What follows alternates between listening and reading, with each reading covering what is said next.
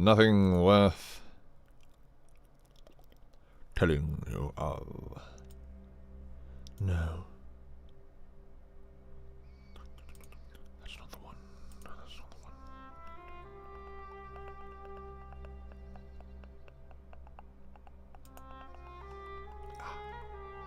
It is that one. But is it truly?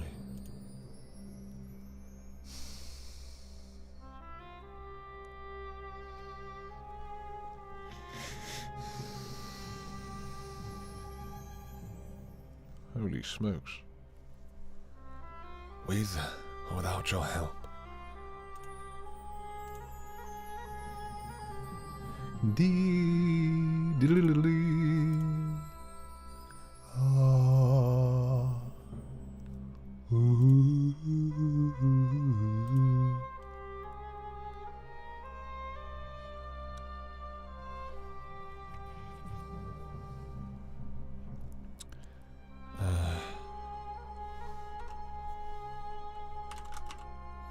No.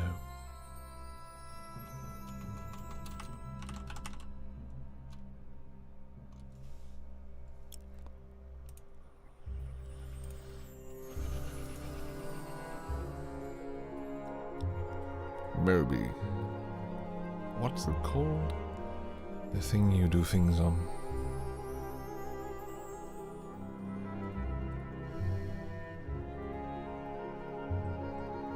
EPUB? No.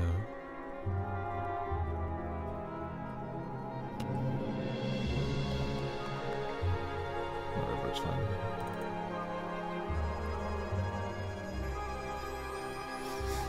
Caliber, that's what it's called.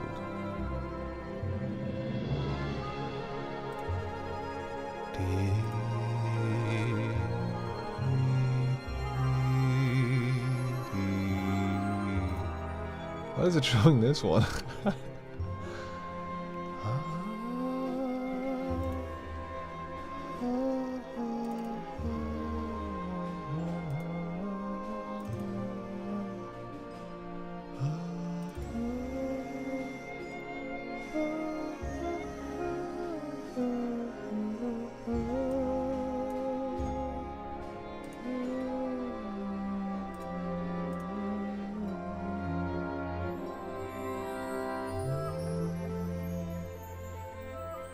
Oh, this is pleasant.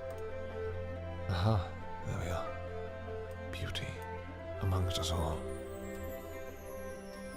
For it breeds light, flickering light. Oh, I think I did it. Perhaps. Perhaps. Yes. No. Yes? Yes. Cosmodan. Alright, I'm so far in. Ooh, that's a song and a half, god damn.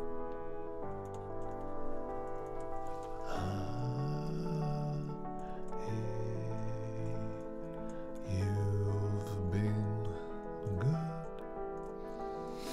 but now you fall down, ever downwards. You will see me. Hey, what's up, Mythalis? I've read you before now. It was all meant to die. In the end, right. Where am I? Excuse me.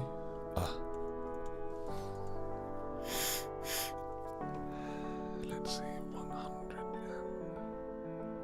It has been a while, hasn't it? Yes. Too long, in fact. Too long.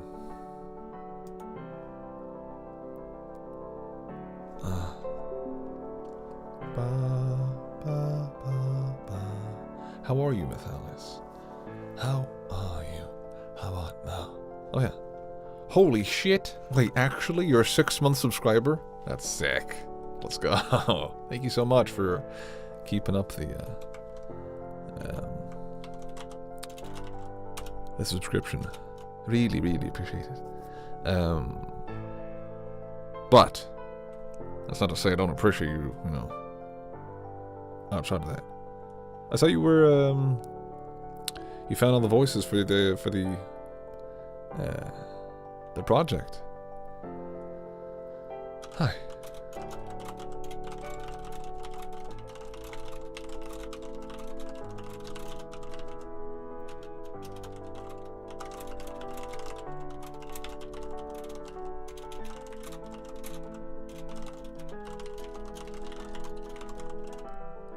Mountain. Yes.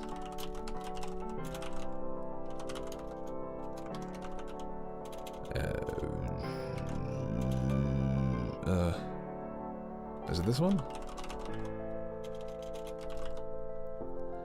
It was all there. It was not yours to take from my hands. All of it, you betrayed my trust.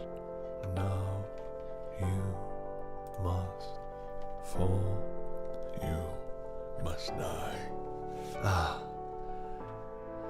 All right, I'm reading on the a tablet reader, but I figured I would find. Let's see if it's the same one. 14. Page.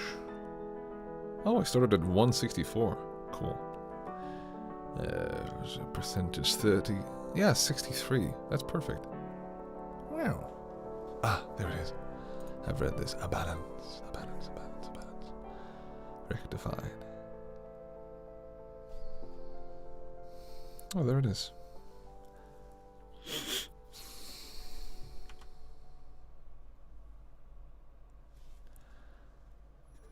With or without your help, Ysera, I must go on. I must.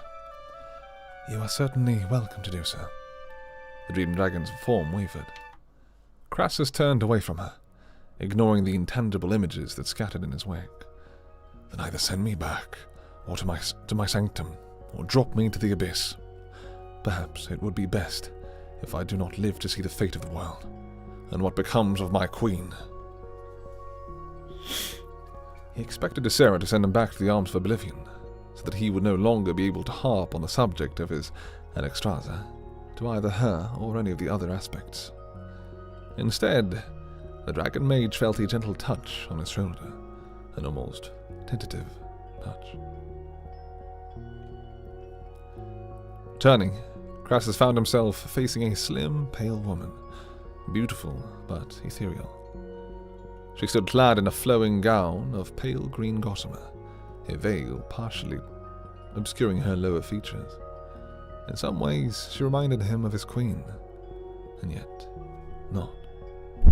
Whoppa. The eyes of the woman were closed.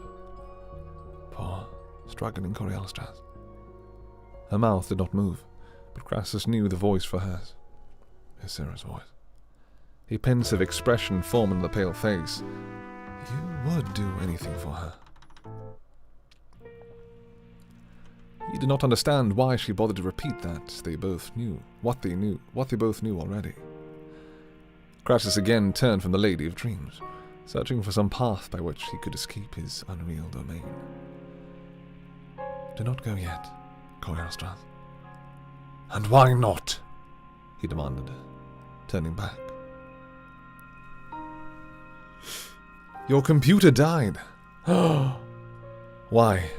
What happened to it? Did you write so much it fucking went up in flames? Ysera stared at him, eyes fully open. I'm doing well though, thank you. I've been writing a lot more, myself as well, which feels so good. I don't know why I ever stopped. And Ever since I got this tablet reader, I've been reading so much as well. So much. It's so much fun. Lots of practice too with reading out loud, which is a lot of fun. Oh, the motherboard. Oh, jeez. That's a big piece. Not this thing. The brain parts of the area. I had a... exactly. Never stop writing. Switch the page. I had a project that was a returning client who asked me like, hey, do you want to collaborate on this horror project? Which is my first time doing like narration-based, you know, outside of doing a character. It's kind of cool.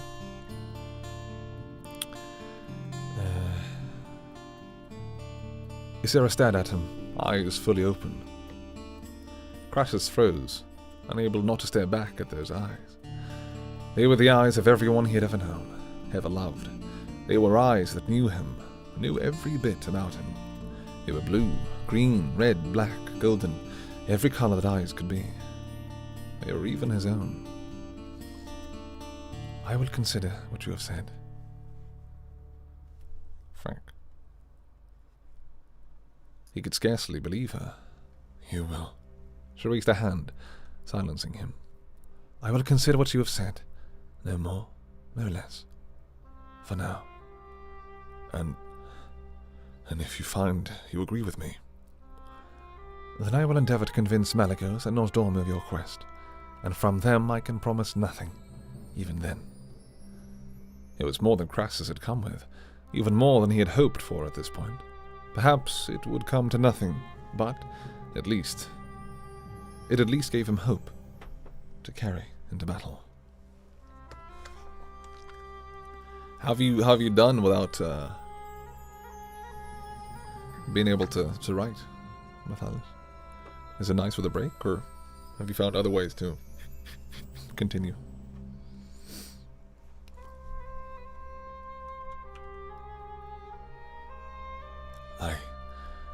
I thank you. I've done nothing for you yet, except kept your dreams alive. The brief smile that crossed Ysera's lips had a regretful tinge to it. He started to thank her again, wanting her to understand that even this much would give him the strength he needed to go on, but suddenly Ysera seemed to drift away from him. Thank you. Crassus reached for her, but the distance already proved too great, and when he sought to step forward, she only moved away more swiftly. Then it occurred to him that she of the dreaming had not moved. He had. Sleep well and good, poor Corialstras, came her voice. The slim, pale figure wavered, then dissipated completely. Sleep well. For in the battle you seek to fight, you will need all your strength and more. Oh no, it is miserable. No.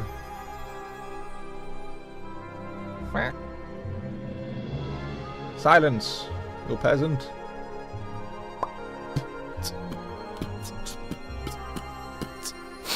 I can imagine. So, do you write on a laptop or on a PC, personal computer?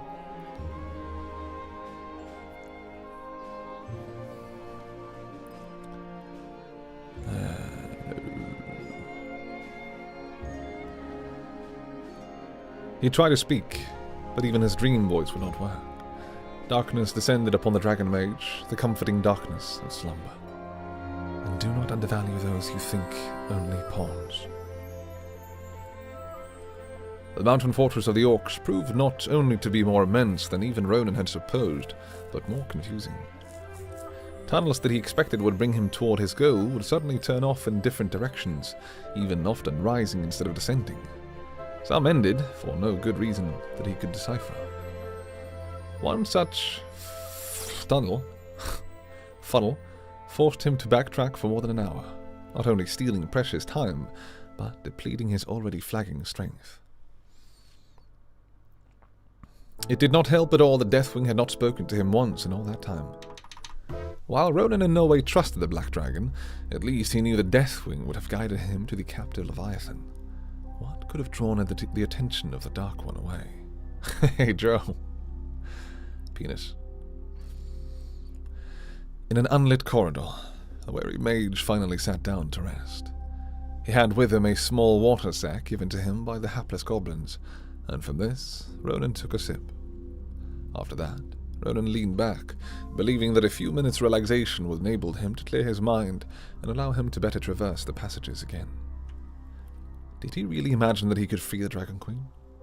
The doubts had increased more and more as he tried to wend his way through the mountain. Had he come here just to commit some grand suicide? His life would not bring back those who had died, and, in truth, they had all made choices of their own.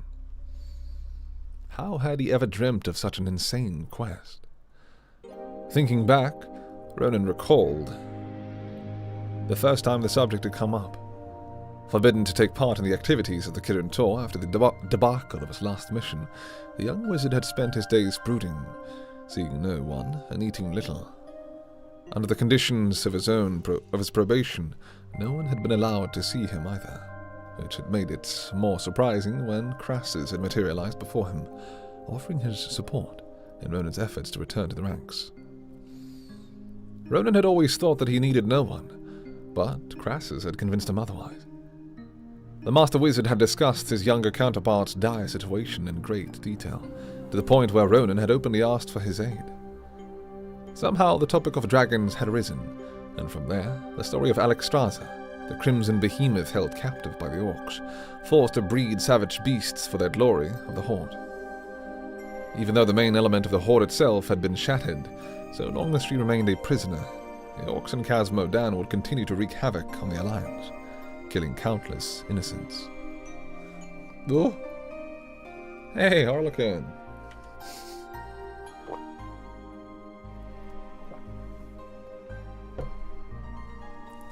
Holy smokes. That is an arm. I'm only doing this because I'm being told I'm jacked. So I must prove my jackedness. I must prove my jacket. That I possess the muscle jacket.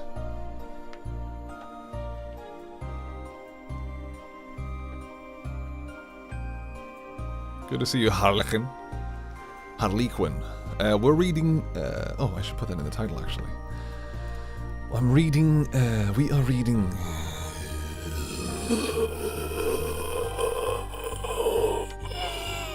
Something has infested my bones. You will not prevent me from speaking. We are reading Day of the Dragon.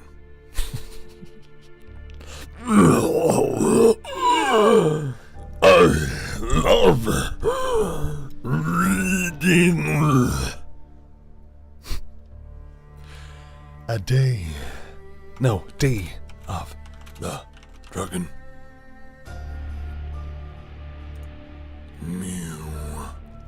Ah, desktop PC. Oh no, your flow session was cut short. The third chapter. Quarter even. Oh no, pains me that it's not finished. Fuck. Sad times.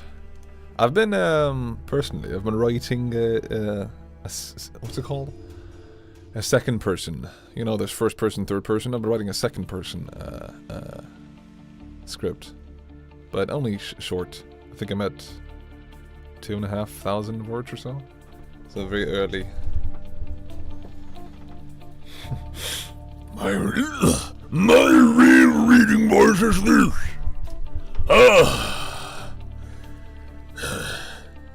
It had been at that juncture that a notion to free the dragon had occurred to Ronan. Where was I? A notion so fantastic that he felt only he could have devised it. It had made perfect sense at the time. Redeem himself or die trying in a scheme that will be forever spoken of among his brethren.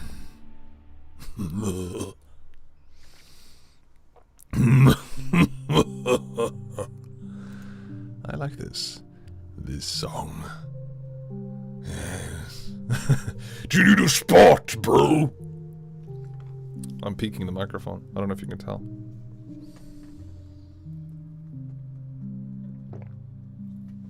I don't know if it's actual through a second person. I'm just doing like, you know, as if it's, you know, the reader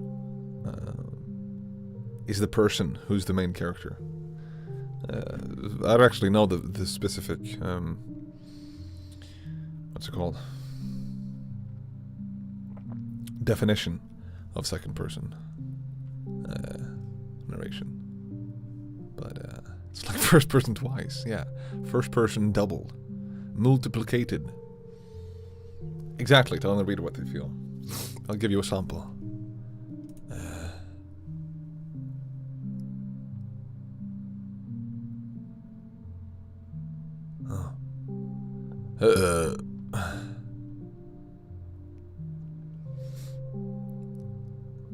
Your body, your feet, almost as if walking by themselves, step into the red pool, that drip ever so softly up to the bed frame. Warmth envelops your feet, but you're more focused on the wretched form in front of you. The visage of Corbin's face, horrid, horrible, terrifying. But nothing in your body indicates anxiety, fear, anger, adrenaline, worry. You are merely there, as if watching the life force of Corbin fade. His eyes flicker, not registering yours, as you stare into his. Your right hand moves to the familiar feel of the hilt, but the dagger isn't there, leaving your fingers aching for the touch. This time you feel a sense of irritation build up. Why had you left the dagger? He wasn't even a mark. People may know it was you, but why care about a lowly, deceiving, pathetic figure like him? That's about it. 2 times the person, imagine. I had so much fun journaling today. I wrote so much crazy stuff.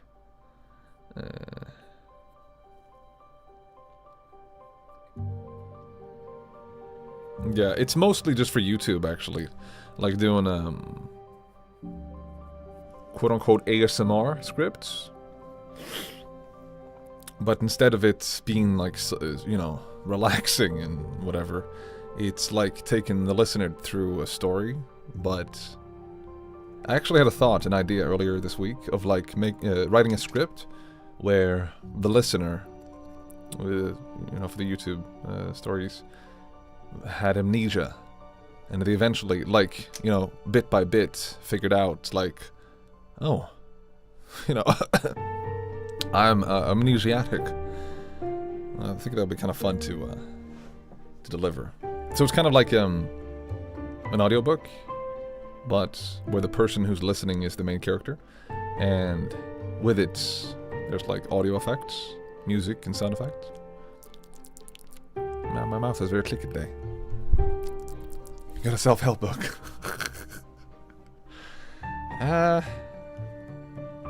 Sure.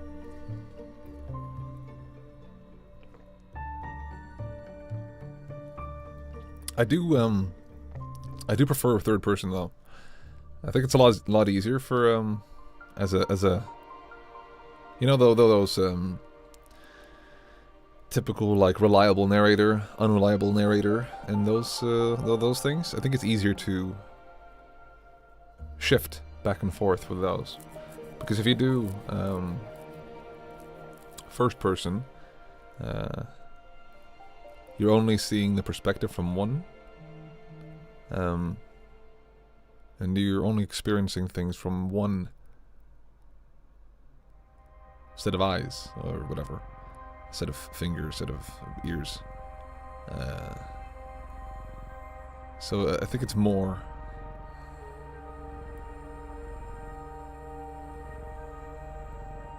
immersive to have third person, but also like it's a personal thing or personal preference, I think.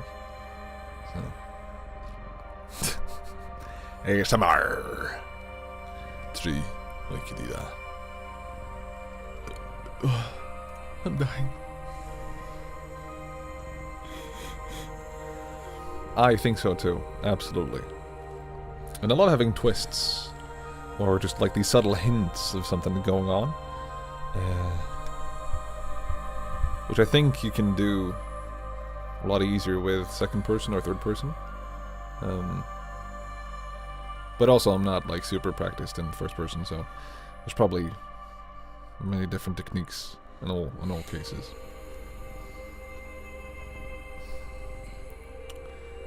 Crassus had been so very impressed. In fact, Ronan now recalled that the Elder Mage had spent much time with him, working out details and encouraging the red-haired spellcaster. Ronan freely admitted to himself now that perhaps he would have dropped the idea if not for his patron's urging. In some ways it seemed as if the quest had been more Crassus than his own. Of course, what would the faceless counselor achieve by sending his protege off on such a mission?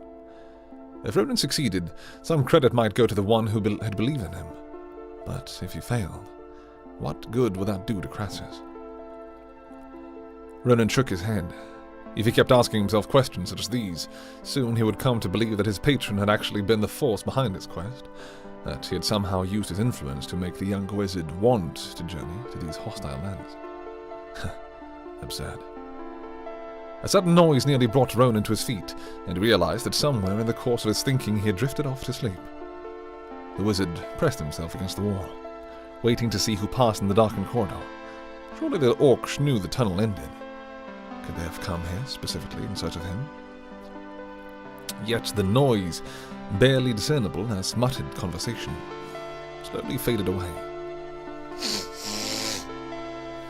The wizard realized that he had been the victim of the complex acoustics of the cavern system. The orcs he had heard likely were several levels away from him. Could he follow those sounds then? With growing hope, Ronan moved cautiously in the direction from which he believed the conversation had come. Even if it had not exactly originated from that location, at least the echoes might eventually lead him to where he hoped to go. How long he had slept, Ronan could not say. But as he journeyed along, he heard more and more sounds, almost as if Grim Batole had just awakened. The orcs seemed to be in the midst of a flurry of activity, which presented the mage with something of a problem. Now there came too many noises from too many directions. Ronan did not want to accidentally step into the practice quarters of the warriors, or even their mess hall. All he wanted was the chamber where the Dragon Queen lay prisoner. Then a draconic roar cut through the sounds, a high roar that died quickly. Ronan had already heard such cries before, but had not thought about them. Now he cursed himself for a fool. Would not all the dragons be kept in the same general region? At the very worst, following the cries would at least get him nearer to some beast, and then perhaps he could find the trail to the Queen's chamber from there. For a time, he wended his way through the tunnels with little problem, most of the orcs seemingly far away, at work or on some great project. Briefly, the wizard wondered if Grim Batole planned for battle.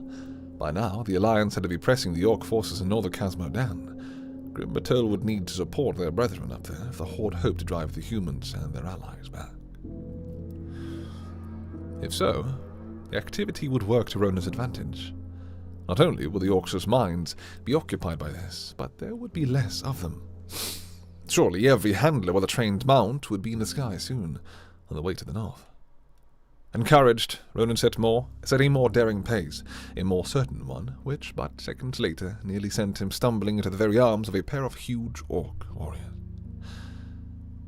They were, fortunately, even more stunned to see him than he was of them.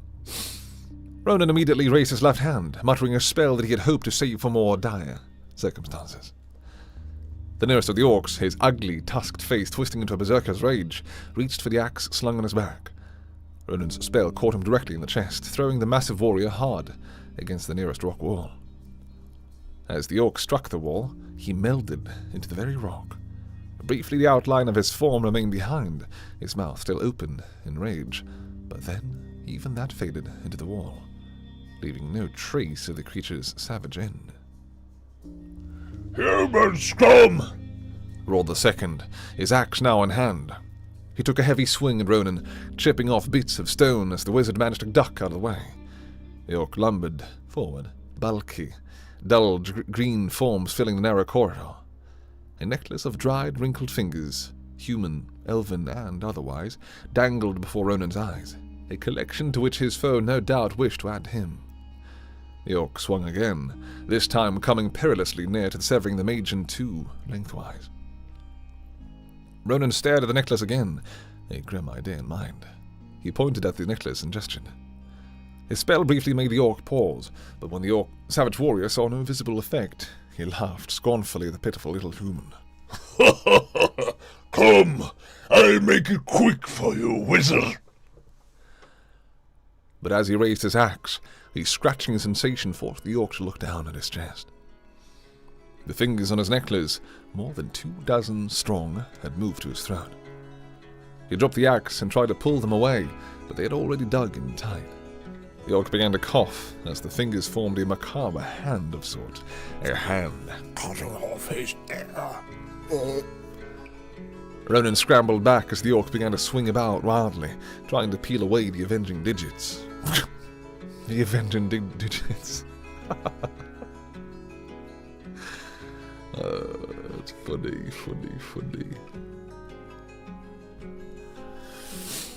Choke me, daddy. That's what the orc is wishing. Exactly. I love that too with Alice, yeah. If you're doing third person, it helps so much to add to the world building, I think. Like, I think George R. R. Martin is really good at that, from when I read his books. Ronan scrambled back as the orc began to swing about wildly, trying to peel away the avenging digits. The wizard had intended the spell only as a diversion, while he came up with something more final, but the severed fingers seemed to have taken the opportunity to heart. Vengeance? Even as a mage, Ronan could not believe that the spirits of the warriors, slain by this orc, had somehow urged the fingers to his grand effort. It had to be the potency of the spell itself. Surely, it had to be.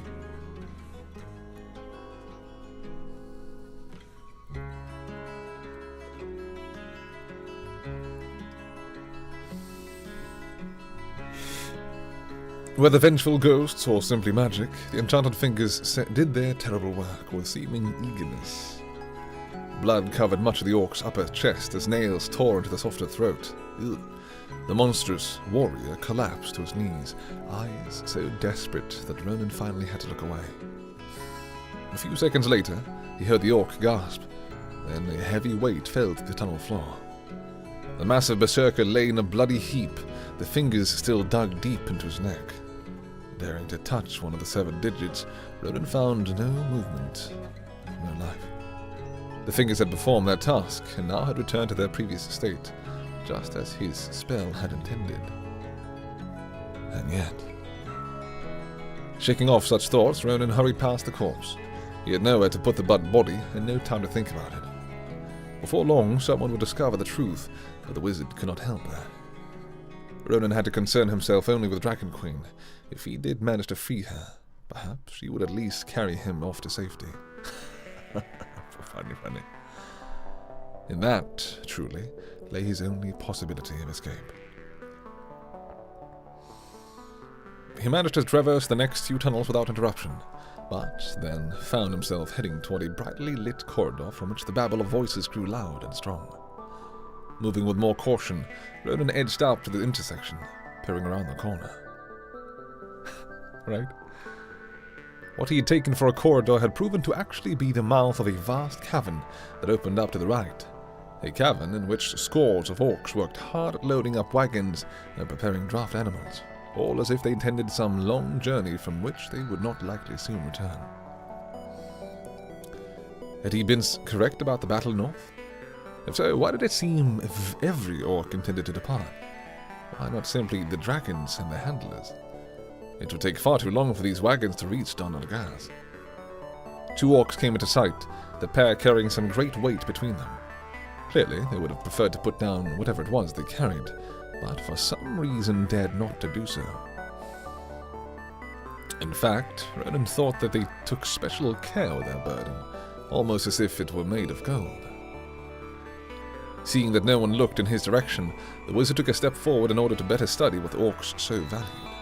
It was round, no, oval, and a bit rough in outer appearance, almost scaly. In fact, it reminded Ronan of nothing more than an egg. A dragon's egg, to be precise. Quickly, his gaze shifted to some of the other wagons. Sure enough, he now realized that several of them bore eggs in some stage of development. From a smoother, nearly round ones to others even more scale than the first, eggs clearly near to hatching.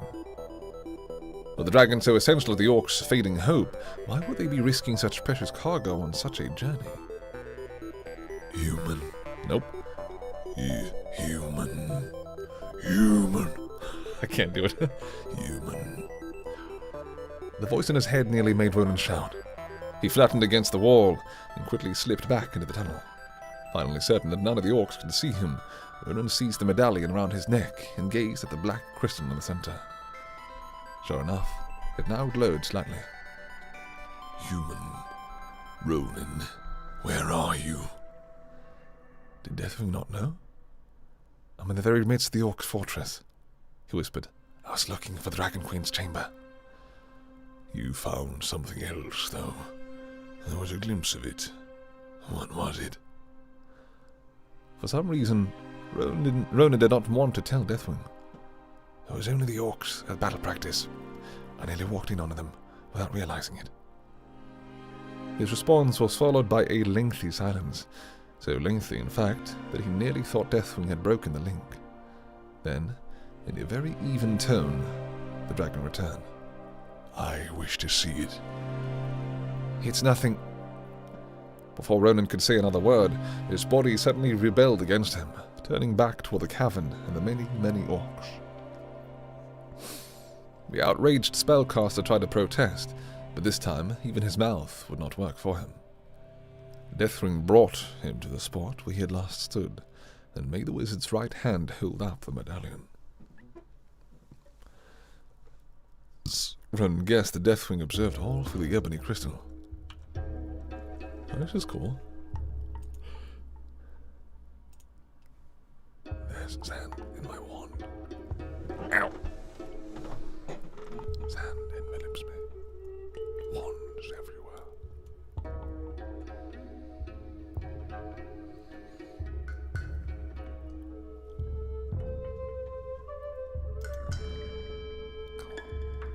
Yes, I see. You may return to the tunnel now.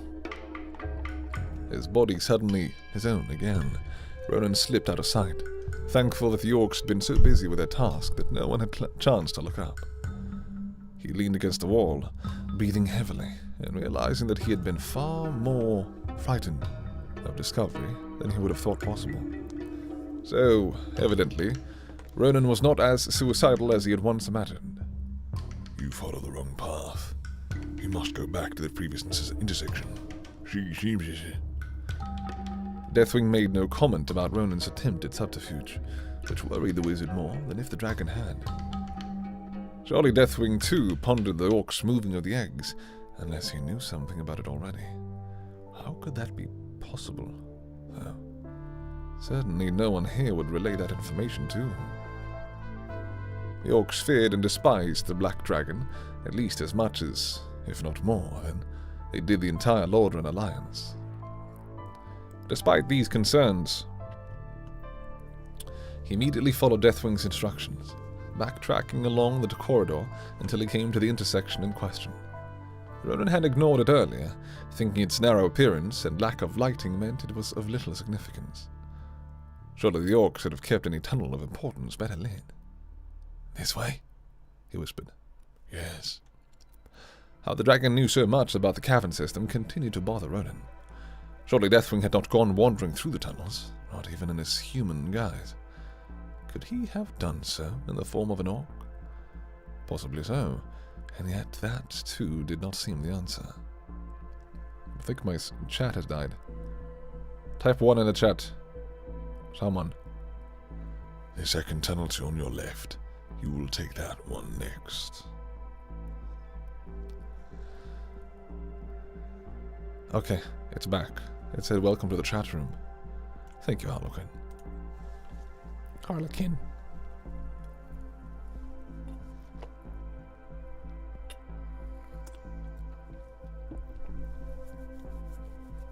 Oh. Oh. La la. Ooh la la.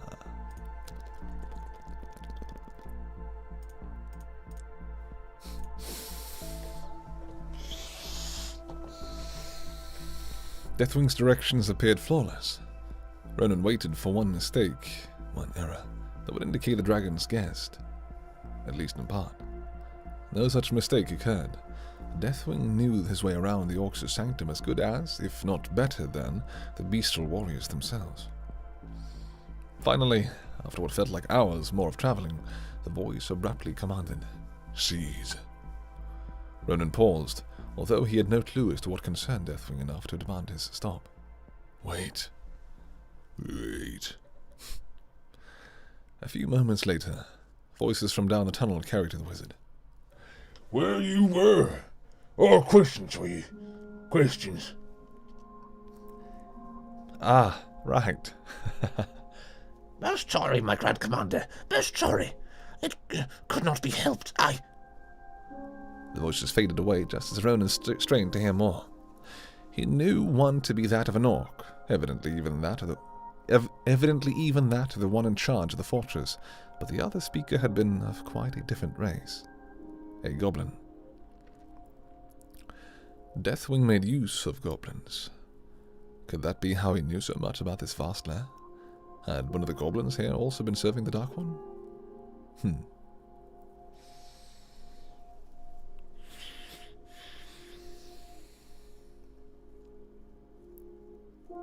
Yes, very true. Very true, actually. Well, dragons tend to be greedy, aggressive, dangerous, large, imposing, territorial, but also grand, majestic, is imposing, charismatic, historical, wise. Many things. Many words, many adjectives.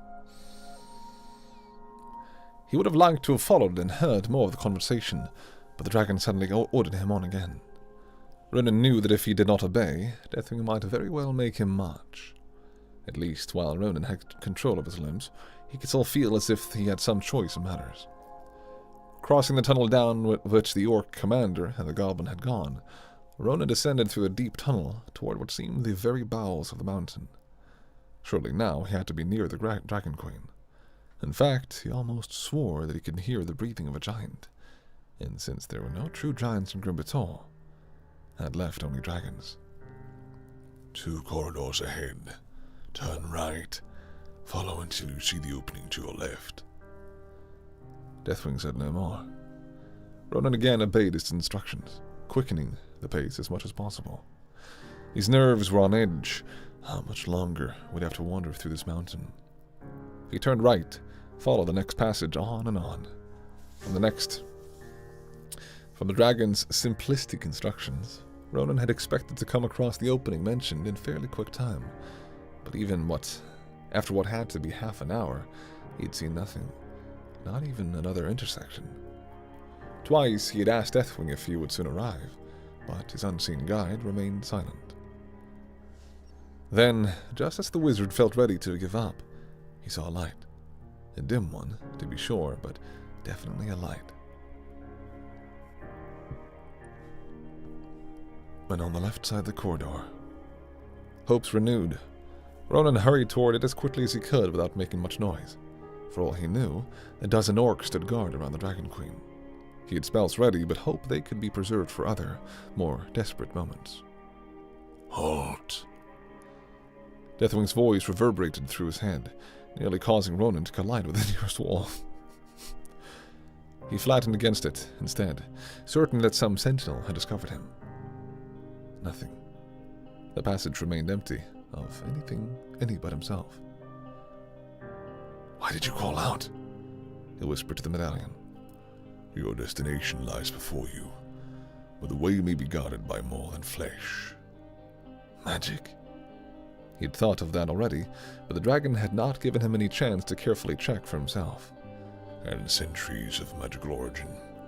There is a quick way to discover the truth. Hold out the medallion before you as you move toward the entrance. What about gods of flesh and blood? I still have to worry about them. He could hear the Dark One's growing irritation. All will be known, human. Certain that, at the very least, Deathwing wanted him to reach Alexstrasza, Ronan held the medallion before him and slowly edged forward.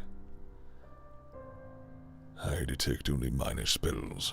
Minor to one such as I, that is. The dragon informed him as he neared. I will deal with them.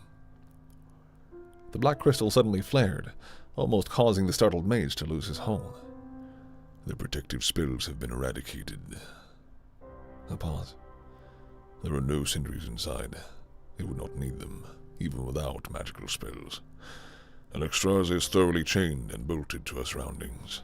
The orcs have been quite efficient. She is completely secure. Should I go in?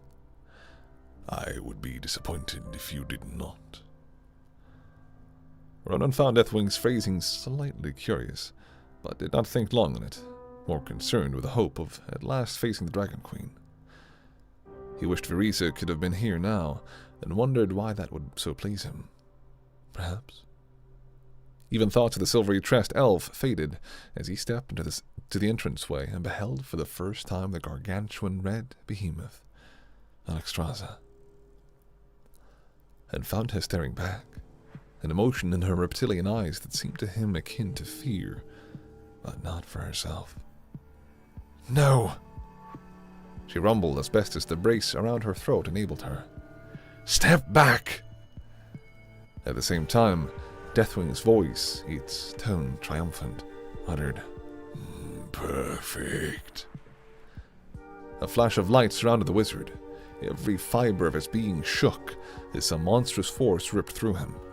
The medallion slipped from his suddenly limp fingers. As he collapsed, he heard Deathwing repeat the single word, laughing afterward. Perfect.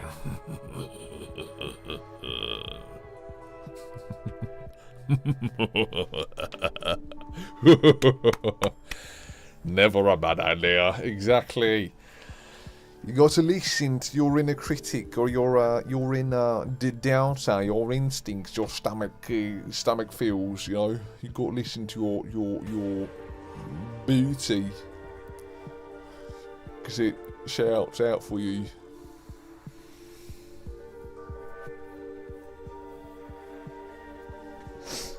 Ah.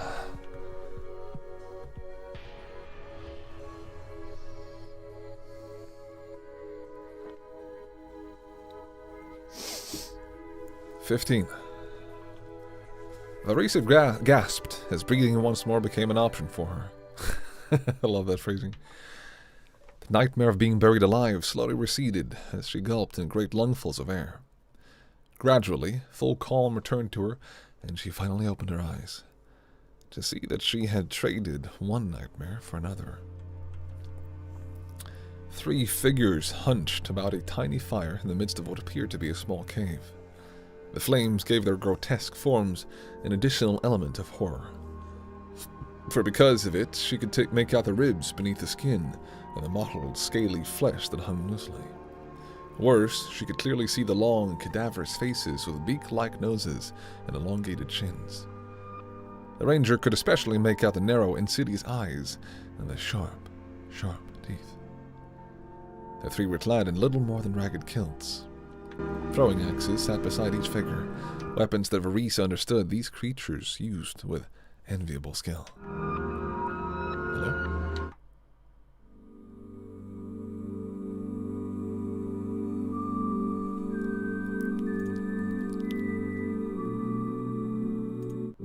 What? It's broken.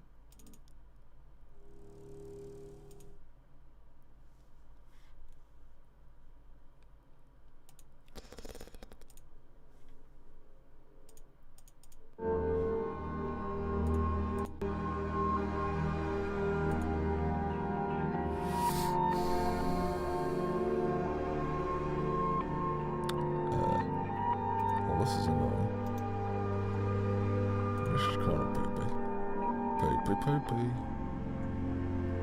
Recently played. Oh yeah. Don't do that. It did. Don't that. That's cute. Is it still there? No, it's not. Wow. It's amazing. Fuck off, you bastard. True. Oh, that's why. Oh, I'm stupid. I muted it. And yeah, the words to describe things in this, this author, Richard A. Knack, I think his name is, very peculiar, to say the least. Yeah, Richard A. Knack. Richard A. Knack. This one's a good one. You'll find some things to be quite peculiar and pitiful fingers. Yeah, that was a good one. The three were clad in little more than ragged kilts. Throwing axes sat beside each figure, weapons that Arisa understood these creatures used with enviable skill. Despite her attempts to keep silent, some minor movement on her part must have reached the long, pointed ears that so reminded the Ranger of Goblins, for one of her captors immediately looked her way.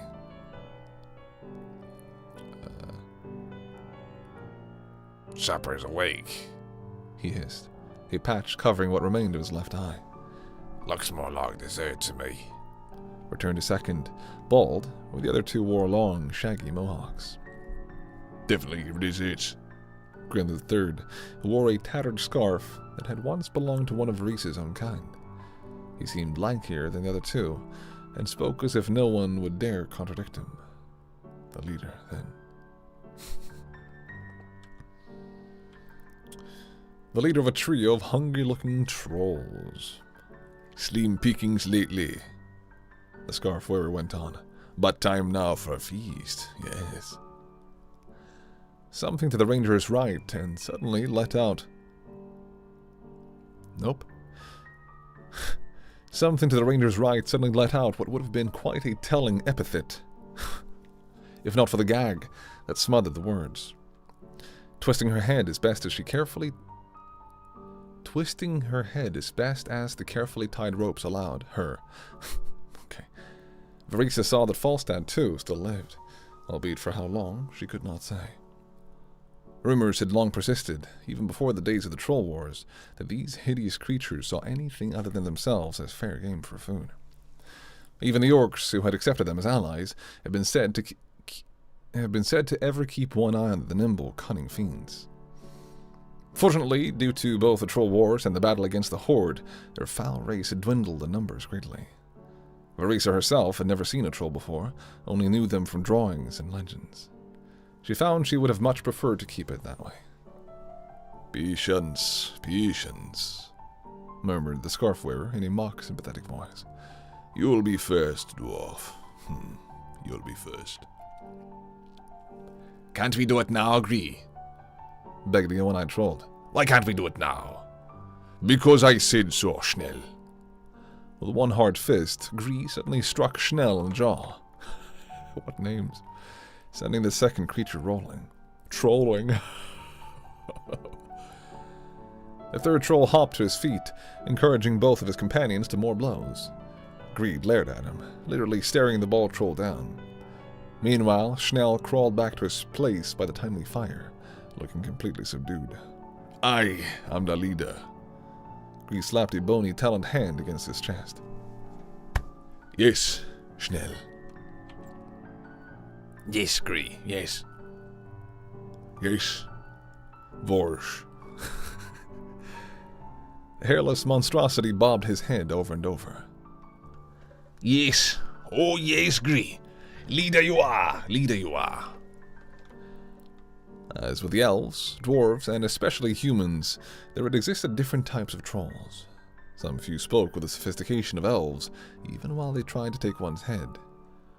Others ranged toward the more savage, especially those who most frequented the barrows and other underground realms. Yet, Varisa doubted that there could be any lower form of troll than the 3 base creatures which captured her and Falstad, and clearly had still darker designs for them. The trio went back to some muffled conversation around the tiny fire. Varisa again looked at the dwarf, who stared back at her. A raised eyebrow by her was answered by a shake of his head. Now, despite his prestigious strength, it could not escape the tight bonds. She shook her head in turn. However barbaric the trolls might be, they were true experts in knot tying. Be great sailors. Trying to remain undaunted, the ranger peered around at her surroundings. What little there was to see of them. They seemed to be in the midst of a long, crudely hewn tunnel.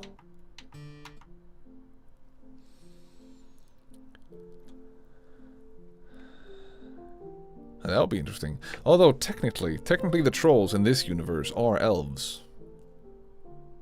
But twisted and turned by many, many things. Trolls are elves and elves are trolls. So technically. But it would be cool to see the elves not be the peaceful, nature-loving, you know? But I'm pretty sure Tolkien was the one to introduce elves to the world. Imagine that. And, yeah, it seems his influence, spreads far and wide. They seem to be in the midst of a long, crudely hewn tunnel, likely of the troll's own making. Varisa recalled the long taloned fingers, just perfect for digging through the rock and earth. These trolls had adapted well to their environment. Yeah, feels like it, yeah. Despite already knowing the results in advance, the elf nonetheless tried to find some looseness in her ropes. She twisted around as cautiously as she could, rubbed her wrists nearly raw, but to no avail. A horrific chuckle warned her that the trolls had seen at least her final attempts. These it's lively, commented Gree. should make for good sport. Where's the others? Grasped Schnell. Should have been here by now. The leader nodded, adding, oh wait, no, that's okay. Alg knows what'll happen if he doesn't obey. I'm doing a German accent and not a Jamaican. Perhaps he... The troll suddenly seized his throwing axe. Dwarves! Exactly, yeah. Yeah. I think, no. Never mind. The axe went spinning through the tunnel, passing just a few inches from Arisa's head. Ooh. A guttural cry followed but a moment later. The walls of the tunnel erupted with short, sturdy forms, letting out battle calls and waving short axes and swords. I'm doing more German accents. I can't do a Jamaican. Gree pulled out another, slightly longer axe. This one evidently for hand-to-hand combat. I'm just going to...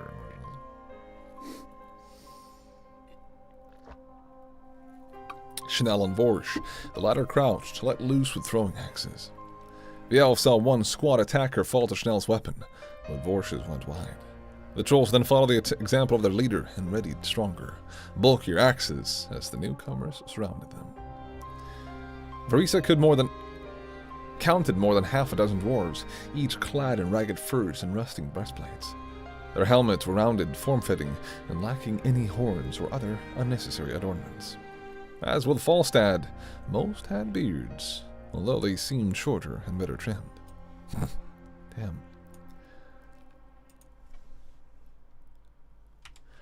The dwarves wielded their axes and swords with practiced precision.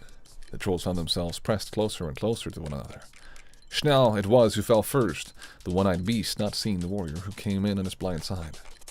Vorsch barked a warning, but it came too late. Schnell took a wild swing at his new foe, missing completely. The dwarf drove his sword into the lanky troll's gut. Gree fought the most savagely. He landed the one good blow that sent a dwarf tumbling back. Then nearly beheaded another. Unfortunately, his axe broke as he collided with a longer, well-built one wielded by his latest opponent. In desperation, he seized the dwarf's weapon by the upper handle and struggled to take it out of the shorter fighter's grip. The well-honed blade of another axe caught the troll leader in the back. The elf almost felt some sympathy for the last of her captors. Vosh, eyes wide, with the knowledge of his impending doom, looked ready to whimper. Nonetheless, he continued waving his axe at the nearest of the dwarves, almost landing a bloody strike by sheer luck. However, he could do nothing more to stem the tide of foes who now advanced in an ever-tightening circle. Swords and axes ready. This is dramatic. In the end, Vorsh's death approached butchery.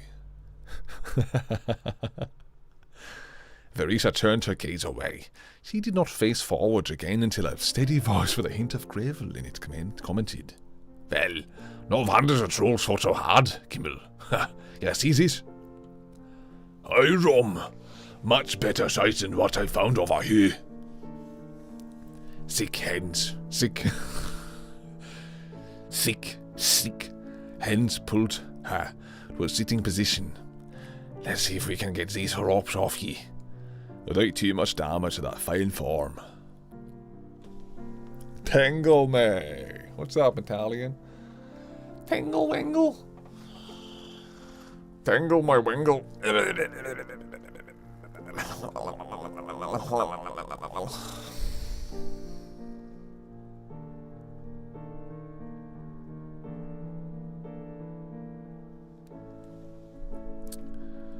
What's love got to do with it?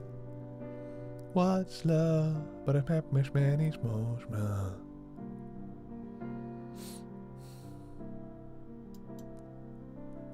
Why?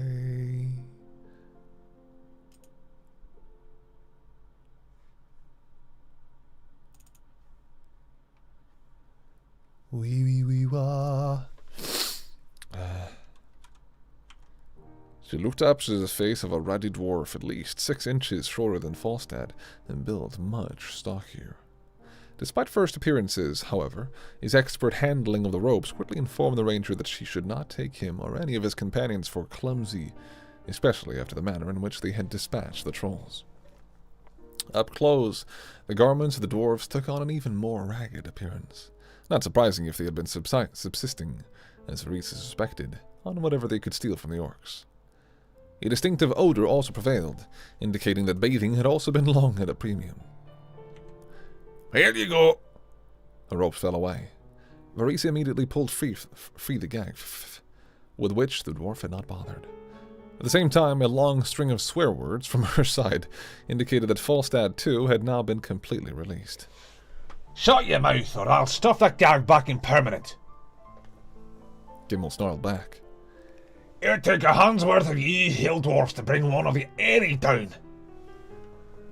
A rumble of discord indicated that their rescuers could readily become new captors if the Griffin Rider did not quiet.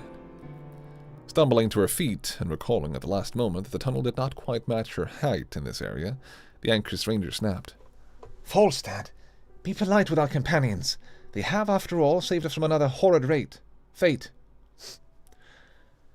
Aye, you have the right of it, Rom replied. The damn trolls. They eat anything of flesh, dead or alive. He mentioned some companions. She suddenly recalled. Perhaps we had better leave this place before they come. Rom raised his hand. His crinkled features reminded Reese of a tough old dog. No need to worry about them. That's how we found this trio.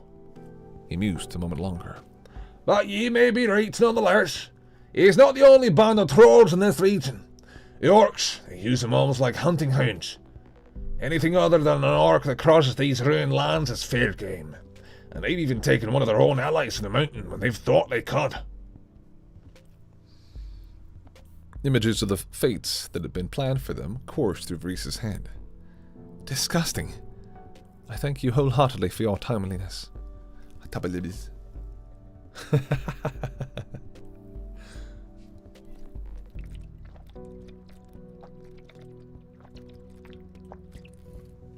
I would love that, Methalis. I would love that. I used to do that for my, for the backstories of my D&D characters.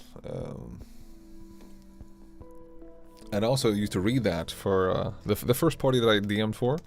I read in their, I read their backstory in their voices.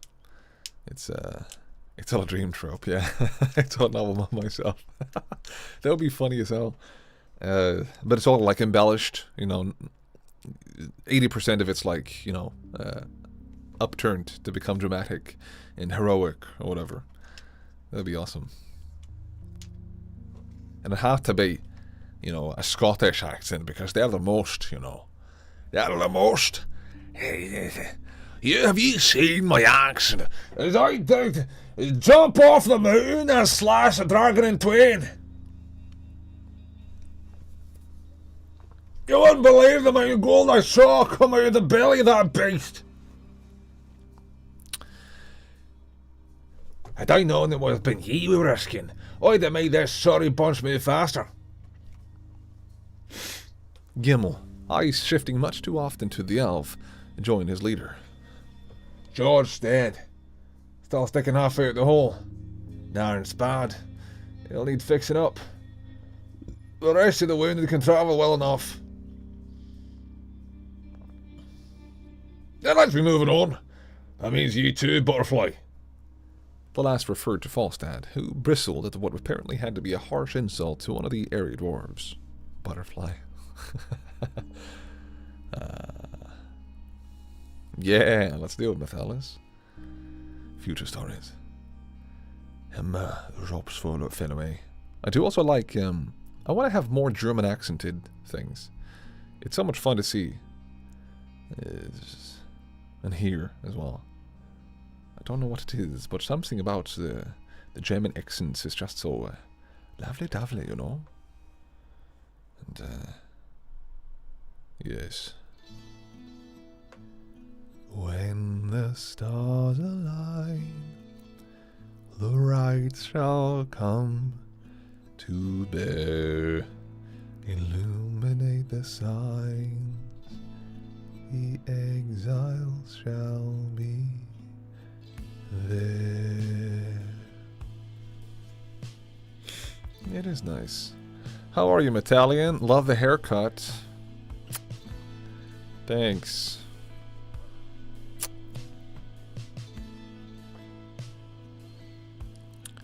Verisa managed to calm him down with a soft touch on his shoulder, but her friend continued to glower as the party started off. The elf noticed that the hill dwarves stripped not only the trolls of any useful items, but also their dead companion. They made no move to try to bring the body with them, and when Rom noticed her glance, he shrugged in mild shame. There were demands some proprieties be left behind, Lady Elf. George would have understood. We'll see that his stuff is divided up to his nearest kin, and that they also get an extra share of the troll's items. Not that there was much, so to say. I had no idea that there were any of you left in Casmodan. It was said that all the dwarves left when it became clear that they could not hold the land against the Horde. Ram's canine face turned grim. Aye, all the cud life dead. Wasn't possible for all of us, you know. The Horde, it came like the proverbial plague, cutting off much of us from any route. We were forced to go deeper underground than we'd ever gone before. Many's that died at that time, and many more's that died since. She looked over his ragtag band. How many are you? My clan? 7 and 40. Or once we counted hundreds. We've talked with 3 others, 2 larger than ourselves. Put that total number at 300 and a little over, and you still got only a small fraction of what we were once in this land. 300 and more, so quite a number, rumbled Falstad. Aye, with that many I'd have gone to take Grimbertall back. and perhaps we fluttered about in the sky like daisy bugs, but we might confuse them enough to make that seem possible. But on the ground or under it, we're still at a disadvantage. It takes only one dragon to scorch a forest and bake the earth below. Old enmities between the Eyrie and the hills threatened to explode again. Varisa quickly tried to breach the gap between the two. Enough of this! It is the orcs and theirs who are the enemies me. Am I not correct? If you fight with one another, does that not serve their purpose alone? Falstad rumbled an apology to her, as did Rom. However, the elf would not let matters settle at only that. Not good enough. Turn and face one another, and swear you will fight only for the good of all of us. Swear that you will always remember that it is the orcs who slew your brothers, the orcs who killed what you loved. She knew no specifics about either of the dwarves' past, but could draw upon the common understanding that everyone who fought in the war had lost someone or something dear. Rom had no doubt lost many loved ones, and Falstad, who belonged to a reckless yet daring aerial band, surely had suffered the same. To his credit, the Griffin Rider held his hand out first. Aye, 'tis the right of it. I'll shake. If ye be doing it, I'll be doing it.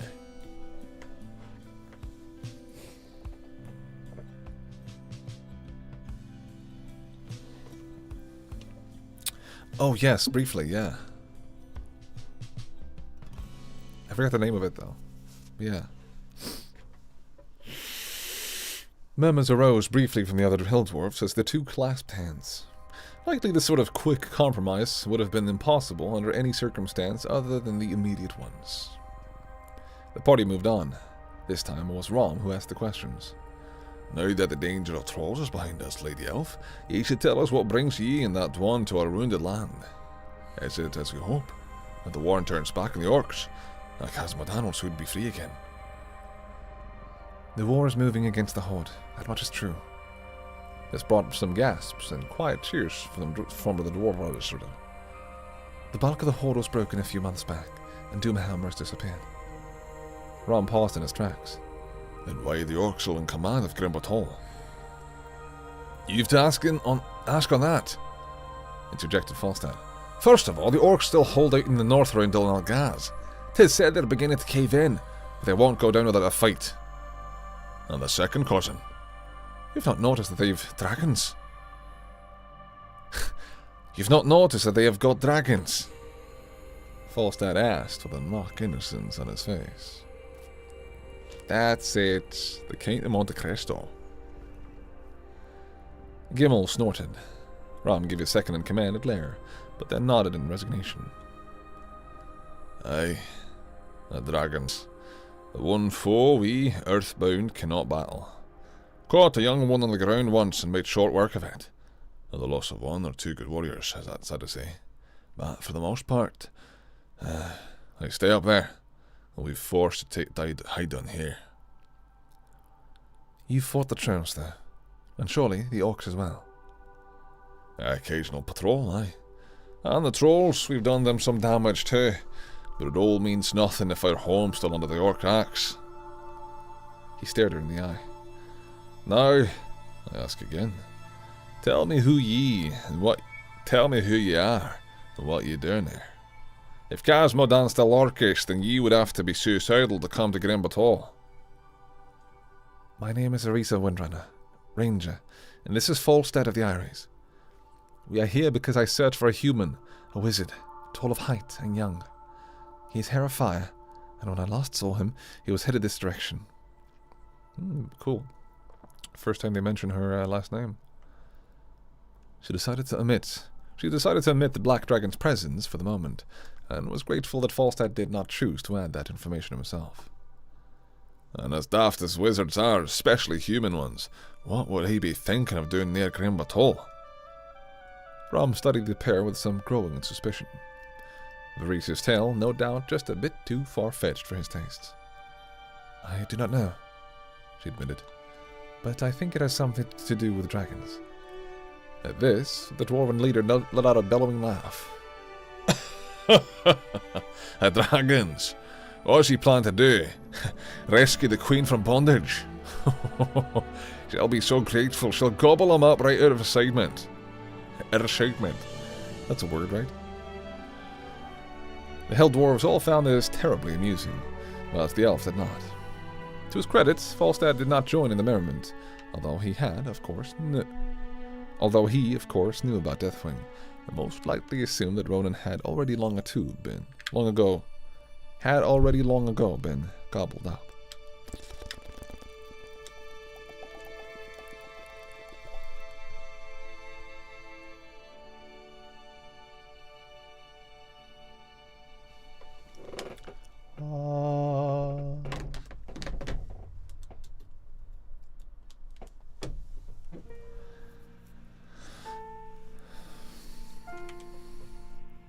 I swore an oath, and because of it I will go on. I must reach Grimbatole and see if I can find him. The merriment changed to a mixture of astonishment and disbelief. Gimel shook his head as if not certain that he had heard right.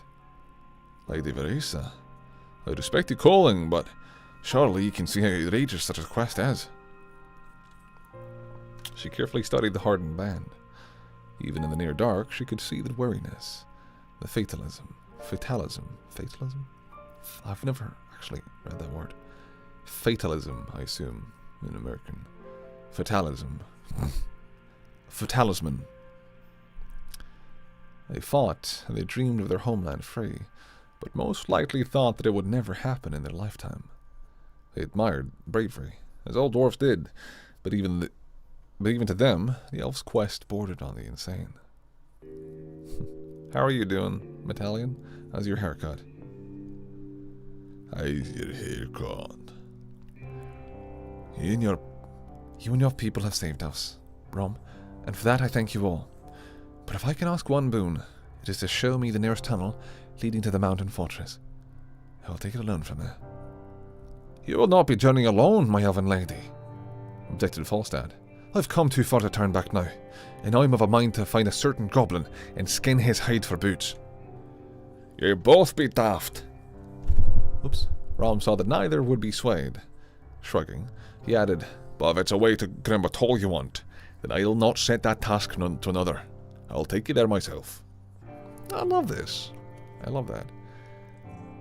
Ye cannot go alone, Rom, snapped Gimel.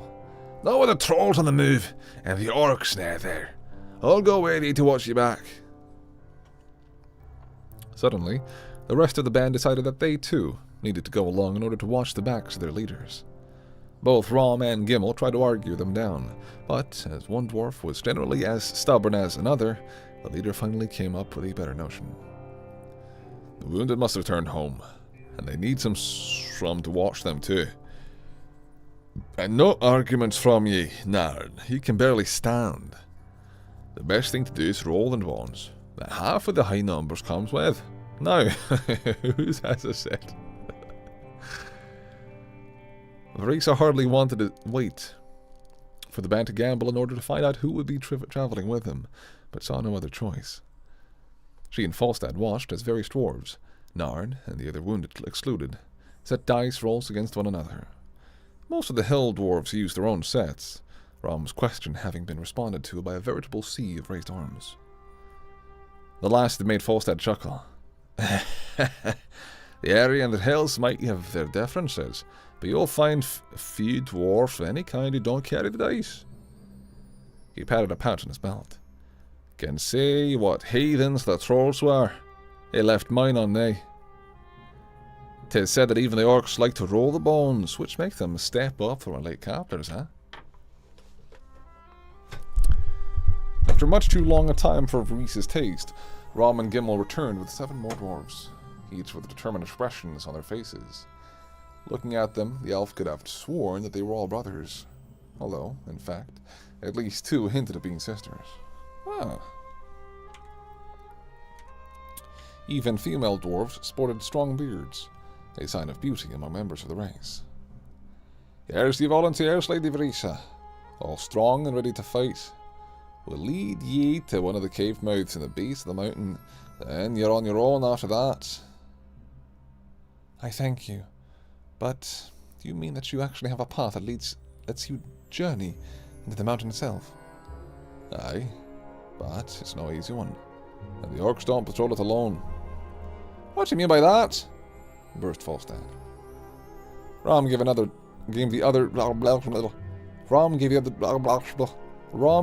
dwarf the same innocent smile that Falstad had given him earlier. Have you not heard? They've dragons. Nice. Have you not heard? They've dragons. The sanctum of Crassus had been built over an ancient grove, one older than even the dragons themselves. It had been built by an elf, later usurped by a human mage, and seized long after its abandonment by Crassus himself. He'd sensed the powers lingering underneath it, and had managed to draw from them on rare occasions. But even the draconic wizard had been surprised to one day discover the concealed entrance in the most remote part of his citadel. The entrance that led to the glittering pool, with a single golden gemstone set in the midst of the bottom. Each time he entered the chamber, he felt a sense of awe so rare for one of his kind. The magic here made him feel like a human novice just shown his first incantation. Crassus knew that he had only touched a bare trace of the pool's potential, but that was enough to him to make him leery of trying to seize more. Those who grew greedy in their need for magical power tended to eventually become consumed by it. Literally. Of course, Deathwing had somehow managed to avoid that fate so far. Despite being so deep underground, the water was not devoid of life, or something approaching it. Even though no clear liquid existed in all the world, try as he might, Crassus could never completely focus on the tiny, slim forms that dot around, especially in the vicinity of the gemstone. At times, he had sworn they were nothing but shimmering silver fish, and yet now and then, the dragon mage swore that he saw arms, a human torso, even on a rare occasion, legs. The day he ignored the inhabitants of the pool, his confrontation with she of the dreaming had given him some hope of aid, but Crassus knew that he could not plan for it. Time swiftly approached when he would have to commit himself. And that had been why he had come here now, for among its properties, the pool seemed able to rejuvenate those who drank from it, at least for a time. His use of the poison in order to reach the hidden realms of his Sarah had left Crassus drained, and if matters demanded he act quickly, then he wanted to be able to respond. Bending down, the wizard cupped a hand and gathered a small bit of water.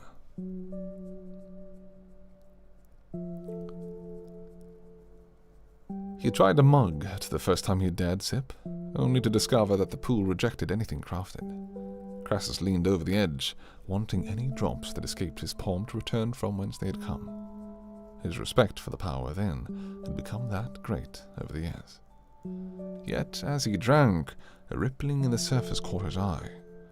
Crassus glanced down at what should have been the perfect reflection of his human form, but instead turned out to be something much different. Ronan's youthful visage gazed up at him, or so the wizard first thought. Then he realized that his pawn's eyes were closed, and the head lowered slightly to the side as if dead. Across Ronan's face appeared the thick green hand of an orc. Crassus reacted instinctively, reaching into the water to pull the foul hand away. Instead, he scattered the image and, when the ripples had finally subsided, saw only his reflection again. By the Great Mother, the pool had never shown this ability before. Why now? Only then did Crassus recall the parting words of Ysera. And do not undervalue those you think only pawns. Wait, how does she know? What the hell? What had she meant by that? And why had he now seen Ronan's face? Judging by the glimpse the senior wizard had just had, his young counterpart had not either been captured or killed by the orcs. If so, it was too late for Ronan to be of any more value to Crassus, although having apparently reached the mountain fortress, it fulfilled the true mission on which his patron had sent him. Combined with other bits of evidence that Crassus had let the orcs from Grimbertoll discover over the past several months, combined with other bits of evidence that Crassus had let the orcs and Grimbertool discover over the past several months. Wow, that's a sentence and a half. The dragon mage had hoped to stir up the commander's stare, make them think that a second invasion, a more subtle one, would be slipping in from the west. While quite a force still remained based in the mountain fortress, its true power lay in the dragon's bred and trained there, and those grew fewer with each passing week. Worse for the orcs in the mountain, the few they had were more and more being sent north to help the bulk of the horde, leaving Grimbertool bereft of almost all its defenses. Against a determined army comparable in size to that now fighting in the vicinity of Dun Gaz, even the well-positioned orcs in the mountain would eventually succumb, thereby losing the chance to raise any more dragons for the war effort. And without more dragons to hurry the Alliance forces in the north, the remnants of the horde would at last crumble under the continual onslaught. Such a force could have been raised and sent in from the west, if not for the general lack of cooperation on the part of the leaders of the Alliance. Most felt that Casmodan would fall in its own time. Why risk more on such a mission? Crassus could not believe that they would not use a too pronged assault to finally rid the world of the orc threat, but that proved once again the short-sighted thinking of the younger races. Originally, he had tried to persuade the Kirintor to push the course of action to Dalaran's neighbors. But as their influence over King Turanas had begun to slip, his own comrades on the council had turned instead to salvage what remained of their position in the Alliance.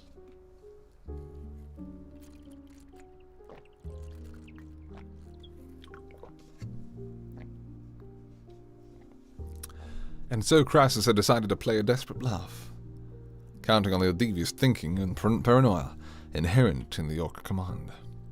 Let them believe the invasion was on its way. Let them even have physical proof to go along with the rumors he and his agents had spread. Surely then they would do the unthinkable. Surely then they would abandon their mountain fortress and, with Alexstrasza under careful watch, move the dragon breeding operation north.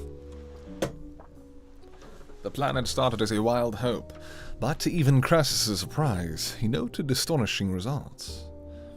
The orc in command of Grimbertool, one Necro's Skullcrusher, excuse me, fucking you, had of late grown more and more certain that the mountain's days of youth were numbered, and numbered low. The wizard's wild rumors had even taken on a life of their own, growing beyond his expectations. And now the orcs had proof in the person of Ronan. The young spellcaster had played his part. He had shown Necros that the seemingly impervious fortress could readily be infiltrated, especially through magic. Though, surely now, the orc commander would give the word to abandon Grimbertool. Use the dragon deep within him. Yes, Ronan had played his part well, and Crassus knew that he would never forgive himself for using the human soul. What would his beloved queen even think of him when she found out the truth? Of all the dragons, Alexstrasza most cared for the lesser races. They were the children of the future, she had once said. Yes.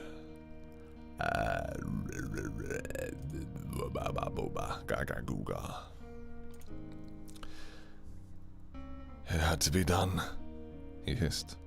Yet, if the vision in the pool had been meant to remind him of the fate of his pawn, it had also served to incite the wizard. He had to know more. Bowing before the pool, Crassus closed his eyes and concentrated. It had been quite some time since he had contacted one of his most useful agents. If that one still lived, then surely he had some knowledge of the activities presently going on in the mountain. The dragon mage pictured the one with whom he sought to speak, then reached out with his thoughts, with all his strength, to open the link the two shared. Hear me now. No way. Hear my voice. It is urgent that we talk. The day may be on us at last, my patient friend. A day of freedom and redemption. Hear me. Romulus. Remouladsås. Remoulade. What happened? Am I really that close? I'm at 72%. Good lord. Cool. Remoulade.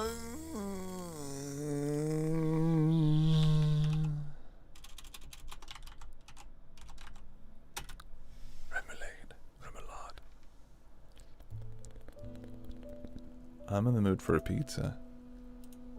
Someone get me a pizza.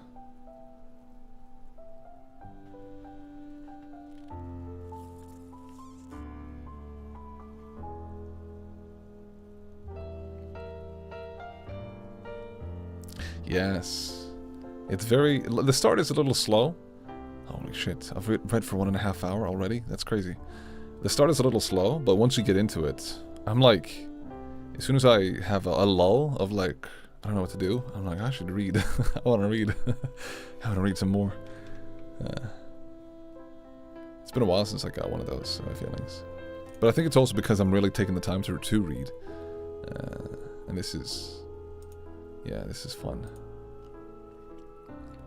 Lift him up. Don't be lost. Don't be scared. You know. Hey, rabbit. Hello, love. Hello, darling. Cha-cha. What is cha-cha sauce? Oh, this is nice. I like this.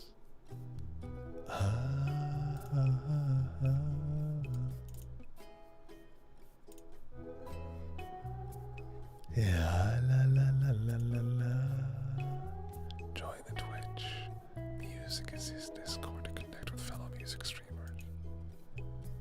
Your gift is my gift, and my gift is your gift. We gift each other's to become the gifted. What would you call yourself if you had a name? Anything in the whole wide world. What would you be? Who would you be? Would you be the gifted, the loved, the talented?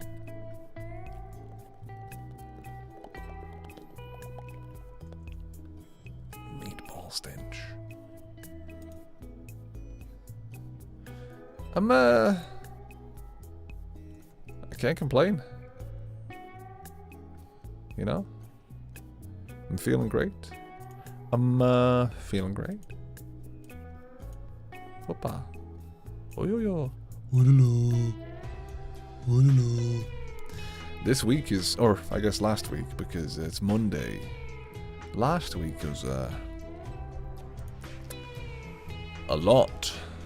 The only day I didn't do anything was Monday and Friday.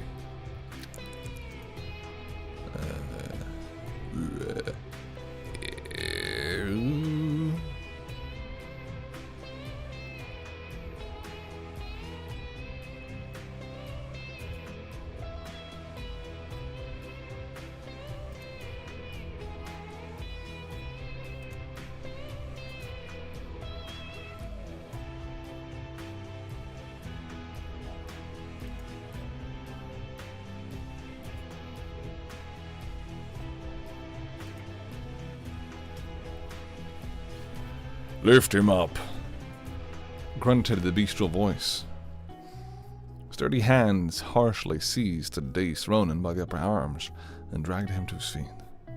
Cold water suddenly splashed all over his face, stirring him to consciousness. His hand. That one. One of those holding the wizard up. One of those holding the wizard up lifted Ronan's left arm. Someone grabbed his hand, took hold of his little finger. Ronan screamed as the bone cracked. Ooh. His eyes flew wide open, and he found himself staring at the brutal visage of an older orc much scarred by years of fighting. The orc's expression showed no sign of pleasure at the human's pain, but rather a slight hint of impatience, as if Ronan's captor would have preferred to be elsewhere, dealing with matters of greater import. Human. The word came out sounding like a curse. You've one chance for life. Where's the rest of your party? I don't... The pain from his finger, a broken finger, still coursed through him. I am alone. You take me for a fool? Grunted the leader. You take Necros for a fool? How many fingers left, huh? He tugged on the one next to the broken finger. Many bones in the body. Many bones to be cracked. Oh, they're speaking the same language. Ronan thought as quickly as the pain would allow him. He had already informed his captor that he had come alone, and that had not satisfied the orc. What did this Necros want to hear? That his mountain had been invaded by an army? Well, that actually pleased him. Of course, it might also help to keep Ronan alive until he could find some means of escape. Do I get all the random noises too? That cost extra, so... Oh, fuck. Snotted everywhere. Nice. Disgusting.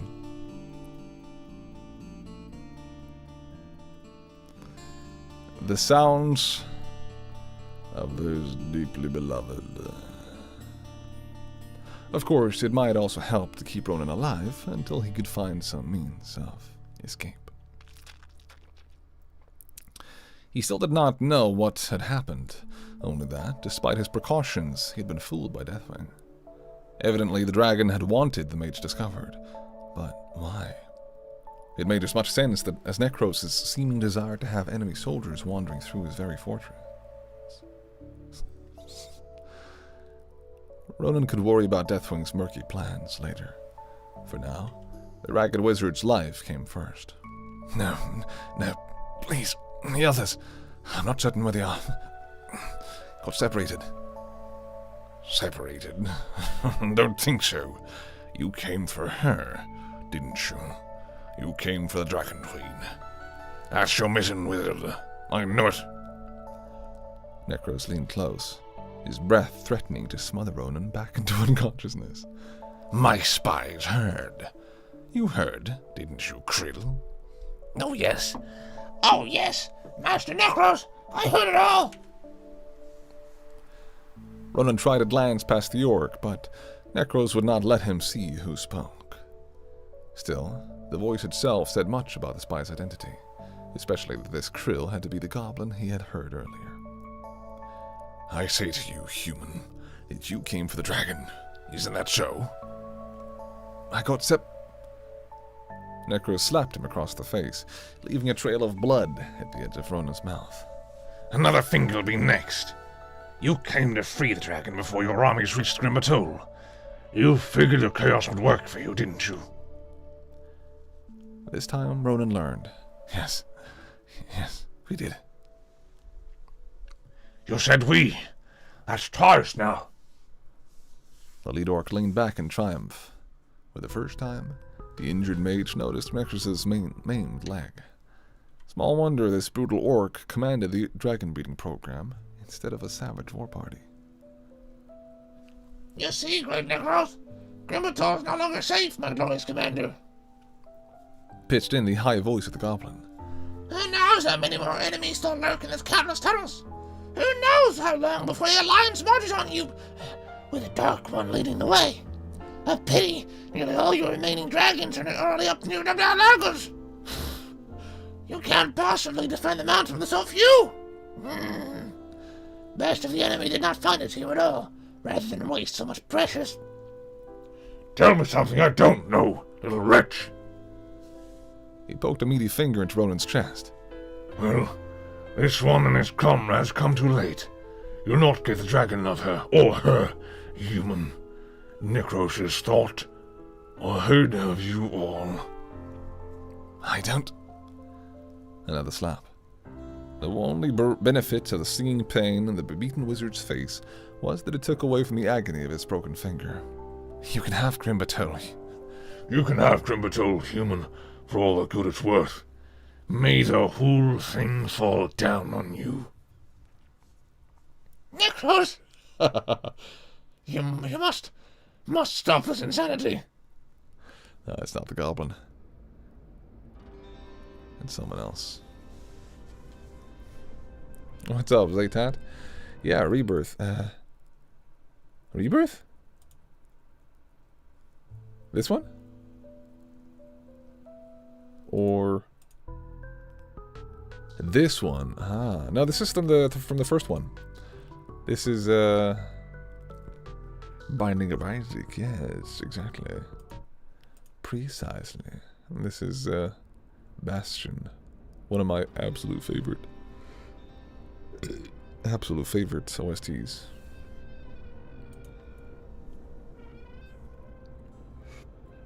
Bah. I hate when bubbles form in my stomach. I can't speak properly. Yeah.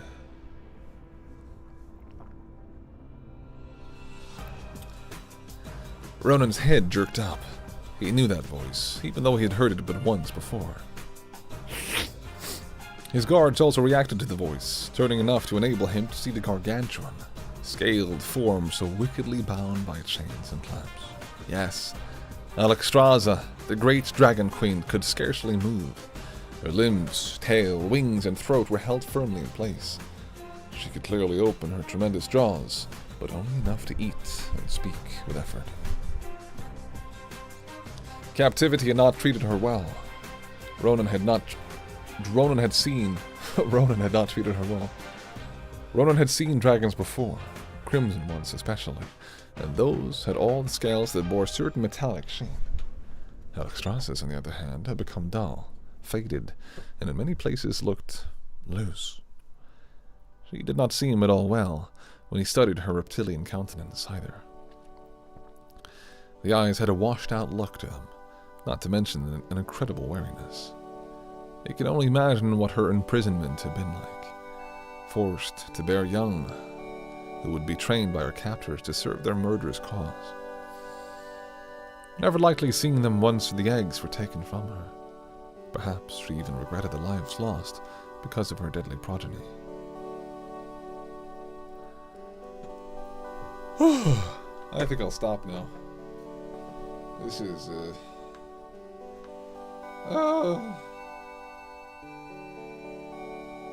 I grow tired of this. But merely because my energy is gone.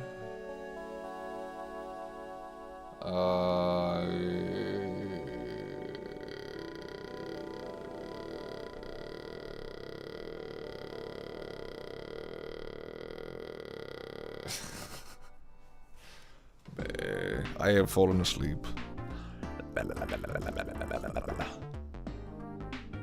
Ba-dum bum ba bum bum bum ba bum ba bum bum ba bum bum ba bum bum ba bum bum ba bum ba bum bum bum bum ba bum bum ba bum bum ba bum ba bum ba bum bum doodle doodle doodle doodle doodle doodle doodle doodle doodle dum da dum da-dum da-dum da-dum da-dum da-dum. Oh, baby, it's cold outside. Oh, you never met me. I got whatever you want to be. What? That, whichever you want. You are. Korte korte kabaputi. Beep boop beep boop beep boop. Beep boop beep boop boop. Oh, it actually shows the time. That's cool. I'm glad you enjoyed it, Mythalis. Sorry, I got distracted on my phone. It's super fun to narrate on the stream. And I wish it weren't so draining, you know? But I think it comes mostly from sitting down, and also because it's late at the moment. Getting late there at least. I should have something to eat. I won't be fat. I am fat. Holy shit. I'm at 73% of the book. That is crazy. Crazy. I think I started last week. When did I start? Let me check. Day of the Dragon. You should get it, Mathalis. Absolutely. Absolutely. I'm gonna read all of the books of the Warcraft. Look, I'll show you. I'll show you what I've got. This. That's not what I meant to show. Why is this showing? Hello? Display capture. What? Huh? There it is. What? Oh, weird. These are all the books. I'm on book 2. So quite far away from book 23. Some books I'm really looking forward to. Lord of the Clans next. These ones are going to be good. This one was short, only like 80 pages. Rise of the Horde is such a good book. Already read that one. I'm really looking forward to Beyond the Dark Portal. Arthas, Rise of the Lich King. Also Stormrage. And Dana Proudmoore, Tides of War. I think it's going to be fun. Maybe Legion, but I'm not sure about that one. Because they're the late books, but they could be good, who knows? Could be good. Fly.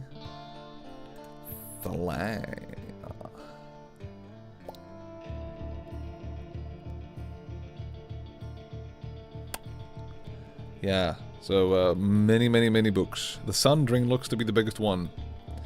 Because the 8,000 kibbles. 8,000 kibbles. I wonder why it's not like that. Maybe it's because of the pictures or something. Oh, that's interesting. And the later ones are also big. Early ones are not. But Richard A. Knack is apparently this is also the least liked book. Like the next ones that he writes about I think he writes The Last Guardian, All of Eternity, and Demon's Soul, and Sundering War. I think they're all above 4. So it's interesting that I'm enjoying The Day of the Dragon so much when it's below a 4. But that's only the general populace, so I could be different. I'm different, okay? I'm special. Give me a kiss.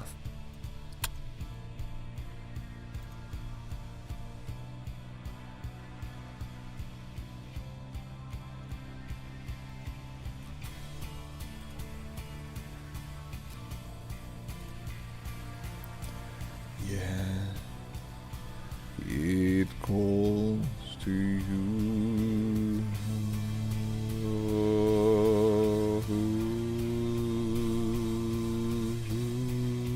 Yeah, the titles are good. True.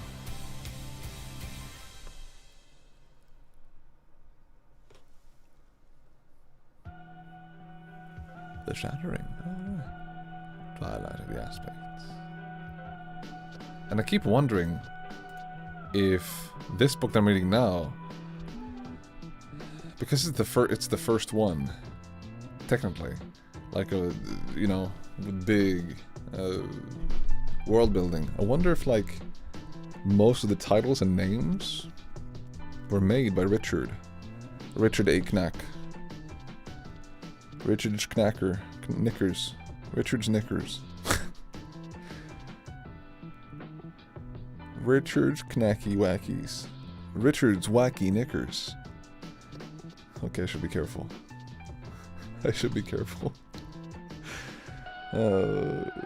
Wacky Pataki. Wacky Blue Tacky. Tutu Wacky Macky Smacky. I smack you in the Becky. Smack you on your Becky. Holy shit, that's a shiny forehead. Smacky to Becky. Alright, cool. I may stream on Friday again. Or just to read some more, because it's fun. I'll do it whenever I can. Alright? You do what you do. You do head. You do voodoo, bitch. I'm gonna go ahead and pop out now. Pop out one of my backs. One of my backs. I have several. I have several spines. And I'm gonna walk out the door. And you will never see my visage again. Baldur's Gate. True. True. Poopies. Mega kitties.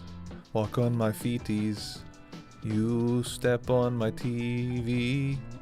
And ask me, how am I doing? I cannot tell you because you're walking on my TV. I have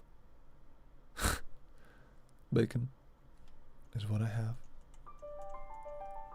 Don't you know? Baldur's Gate. Bye. Peace, everybody. Sleep well or something. Do you know? Do you believe in life after love? I can feel something inside me say, I really don't think it's strong enough, no. Do you believe in love? Farewell. Rest well. And know that your time will come. You will find your true calling.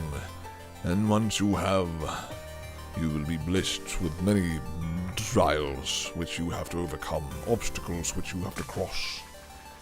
But believe, like I do in you, believe in yourself, for you can do it.